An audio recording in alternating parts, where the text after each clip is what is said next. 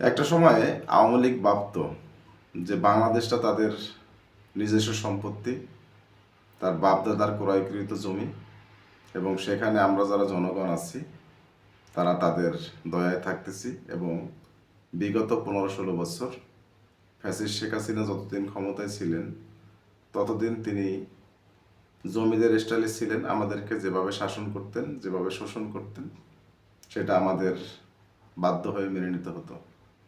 সুপ্রিয় দর্শক শ্রোতা, আসসালামু আলাইকুম। দেশ এবং প্রবাস যে যেখান থেকে ভিডিওটি দেখছেন সকলকে জানাচ্ছি আন্তরিক প্রীতি ও শুভেচ্ছা।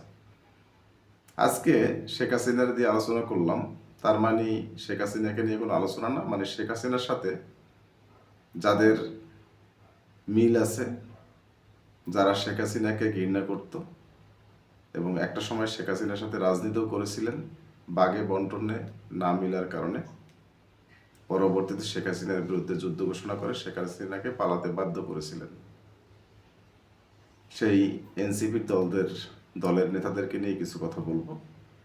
এনসিপির নেতাদের ভিতরে অন্যতম একজন রাঘব বোয়াল আছেন। আসলে তাকে আমি রাঘব বোয়াল বলবো না, তাকে আমি জোকার বলবো। কারণ জোকার যেমন সার্কাসে ছেড়ে দেয়, মানুষকে উৎসাহ দেয়, মানুষকে বিভ্রান্তির ভিতর ফেলে, মানুষকে মানুষকে হাসানোর চেষ্টা করে, তিনি মানুষের কাছে হাসির পাত্র হয়, তেমনি এনসিপির একজন নেতা আছেন নাসিরউদ্দিন পাটোয়ারি। আমি সেই নাসিরউদ্দিন পাটোয়ারিকে নিয়ে কিছু কথা বলবো।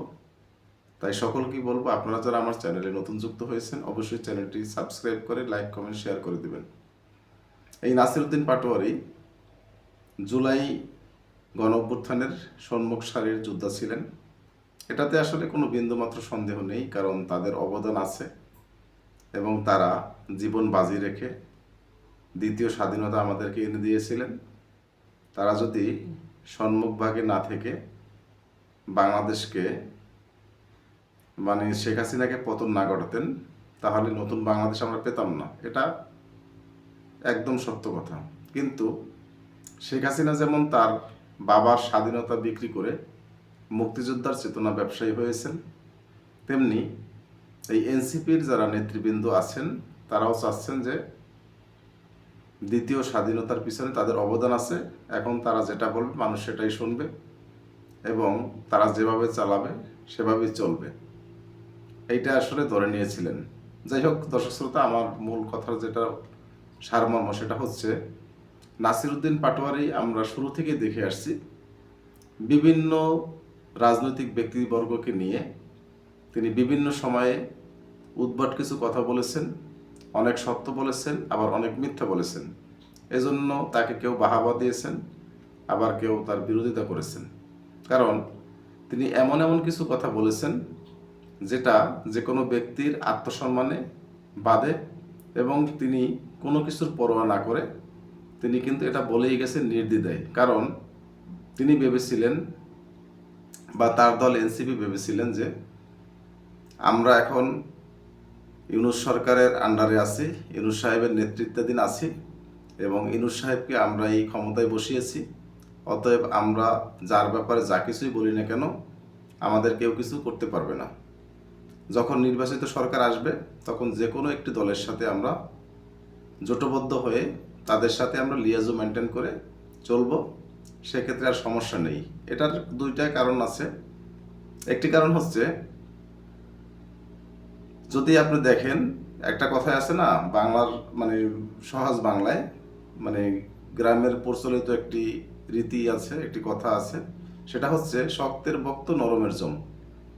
আপনি যদি কাউকে কঠোরভাবে কথা বলেন তাহলে সে আপনাকে মূল্যায়ন করবে এবং আপনার প্রতি কিন্তু সে আলাদা একটি চোখে তাকাবে। হয়তো আপনাকে সে প্রতিহত করার চেষ্টা করবে, নয়তো আপনাকে ম্যানেজ করার চেষ্টা করবে।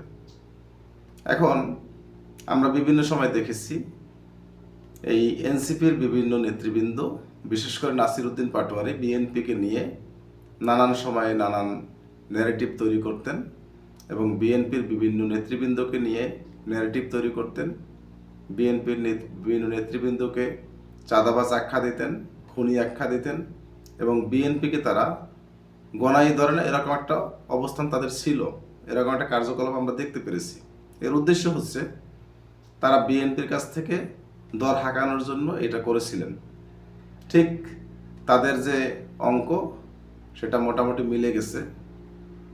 এখন সেই বিএনপির সাথে এনসিপি কিন্তু জোটবদ্ধ হতে যাচ্ছেন। ঘরোয়াভাবে যেটা জানতে পেরেছি বিতর্কত খবর, সেটা হচ্ছে এনসিপিকে এই মুহূর্তে বিএনপি 6টি আসনের কথা বলেছে, এনসিপি বলেছেন মিনিমাম 20টা। তবে এটা দর কষাকষির মাধ্যমে হয়তো 10টা সিট বিএনপি ছেড়ে দিতে পারে। আসলে ব্যাপারটা হচ্ছে এরকমের, এনসিপি যদি বিএনপিকে নিয়ে গুতোগুতি না করতো, চাঁদাবাজ আখ্যা না দিত, তাদেরকে নিয়ে যদি কোনো কিছু ন্যারেটিভ তৈরি না করতেন, তাহলে কিন্তু তাদের এই কদরটা আসতো না। এটা তারা বুঝতে পেরে এনসিপির যারা ভদ্র নেতা আছে তারা কিন্তু নাসিরউদ্দিন পাটোয়ারিকে দিয়ে বিএনপিকে বা আদার্স দলকে এবং সেনাবাহিনী পর্যন্ত কিন্তু উনি খোঁচা মারতে বাধ্য করেছিলেন বা উনি এটা মেরেছিলেন। সেজন্য কিন্তু নাসিরউদ্দিন পাটোয়ারি বিভিন্ন সময় বিভিন্ন বক্তব্যের মাধ্যমে ভাইরাল ছিল। এখন আমরা কিছুদিন আগে শুনতে পেরেছি বিএনপির সাথে তারা চাঁদাবাজদের সাথে জোটবদ্ধ হবেন না, চাঁদাবাজদের সাথে আপোষ করবেন না, চাঁদাবাজদের সাথে নির্বাচন করবেন না।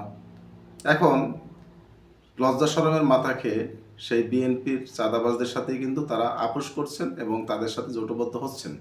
এখন আবার তারা জামাতকে নিয়ে বিভিন্ন রকমের অপব্যাখ্যা এবং দোষারোপ করার চেষ্টা করছে। জামাতকে বিভিন্ন রকমের ইসলামিক চেতনা ব্যবসায়ী বলতেছেন বা বিভিন্ন রকমের ন্যারেটিভ তৈরি করার পায়তারা করতেছেন। তার মানে চাচ্ছেন যে বিএনপি যদি এখন 10টা সিটের আশা করে, মানে 10টা সিট দেয়, তারা যেন 20টা সিট দেয়। আসলে জামাত কিন্তু ঘাস খায় না, এটা একটা জিনিস মাথায় রাখবেন নাসিরউদ্দিন পাটোয়ারি সাহেব, এই জিনিসটা মাথায় রাখবেন। জামাত কিন্তু ঘাস খায় না, তাদের একটা কিন্তু ঠান্ডা মস্তিষ্ক আছে, ঠান্ডা ব্রেন আছে এবং তারা একটি সুশৃঙ্খল দল এবং তারা একটি আদর্শিত দল।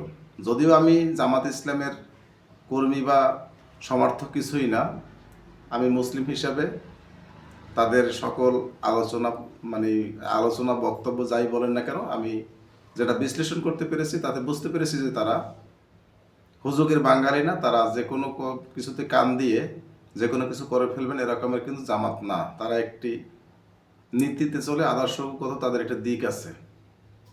তাই বলছি যে নাসিরউদ্দিন পাটোয়ারি যতই হুঙ্কার মারুক জামাতের বিরুদ্ধে, জামাত কিন্তু তাকে একটা সিটও দেবেন এবং এই ধরনের লোককে জামাত কিন্তু তাদের দলের সাথে অ্যাডজাস্ট করবে না। সুপ্রিয় দর্শক শ্রোতা, আমার ভিডিওটি আর আমি লম্বা করব না। আমি নাসিরউদ্দিন পাটোয়ারিকে নিয়ে আজকে যেটা বলতে চেয়েছি হয়তো আপনারা বুঝতে পেরেছেন যে নাসিরউদ্দিন পাটোয়ারি আসলেই একজন সুবিধাবাদী লোক, যার 2 টাকারও মূল্য ছিল না। তার বিভিন্ন কথার মাধ্যমে তিনি তার মূল্য তৈরি করেছেন, এটা তার একটি কৌশল। আপনারা যারা এতক্ষণ ধরে আমার চ্যানেলটি দেখলেন, ভিডিওটি দেখলেন, তাদেরকে অসংখ্য ধন্যবাদ। এবং যারা আমার ভিডিও দেখে চ্যানেলটি সাবস্ক্রাইব করছেন তাদেরকেও ধন্যবাদ। আর যারা এখনও চ্যানেলটি সাবস্ক্রাইব করেননি তাদের কাছে অনুরোধ থাকবে চ্যানেলটি সাবস্ক্রাইব করে লাইক কমেন্ট শেয়ার করে দেবেন। ধন্যবাদ সকলকে। আসসালামু আলাইকুম রহমতুল্লাহ।